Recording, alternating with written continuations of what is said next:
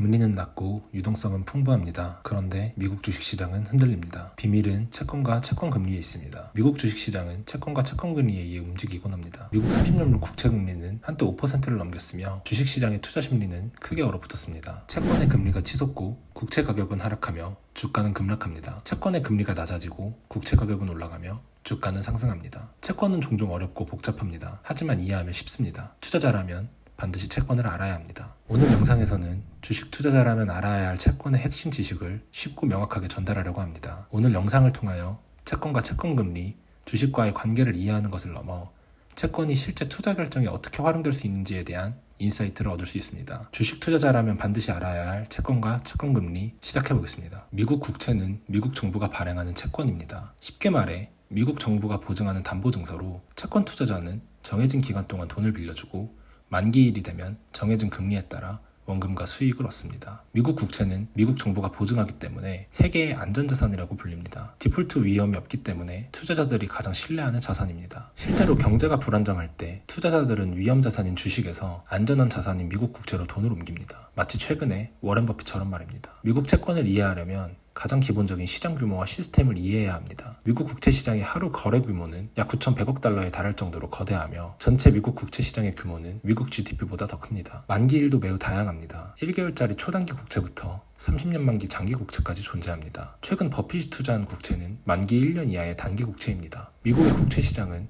전 세계 자금이 모이는 거대한 시장이며 글로벌 자금 흐름의 기준점이기도 합니다. 다른 자산 가격에도 큰 영향을 미친다는 의미이며 특히 미국 국채 금리의 상승과 하락에 따라 각국의 채권 금리와 환율, 주식시장이 움직입니다. 다시 말해 주식을 하기 위해서는 채권을 몰라서는 안 됩니다. 채권과 채권금리, 시장금리의 기본적인 관계를 이해해야 합니다. 채권금리란 쉽게 말해 채권이 발행될 때 고정되어 있는 수익입니다. 채권 가격 100만 원에 채권금리가 5%라면 1년에 5만 원의 이자가 고정되어 있는 것입니다. 채권금리, 고정된 이자는 변하지 않습니다. 하지만 채권 가격은 시장에서 변합니다. 고정된 이자인 채권금리 5%에도 채권 가격은 90만원, 100만원, 110만원에 사고 팔 수 있습니다. 채권 가격에 따라 수익률은 달라집니다. 100만원에 사면 수익률은 5%입니다. 90만원에 사면 수익률은 5.5%입니다. 110만원에 사면 수익률은 4.5%입니다. 즉 채권 금리는 같지만 구매 가격이 달라지면 수익률은 달라집니다. 이제 중요한 상황을 가정해 보겠습니다. 바로 시장금리가 오르는 경우입니다. 시장금리가 오르면 새롭게 발행되는 채권의 금리도 올라갑니다. 즉 새로운 채권은 더 많은 이자를 줍니다. 예를 들어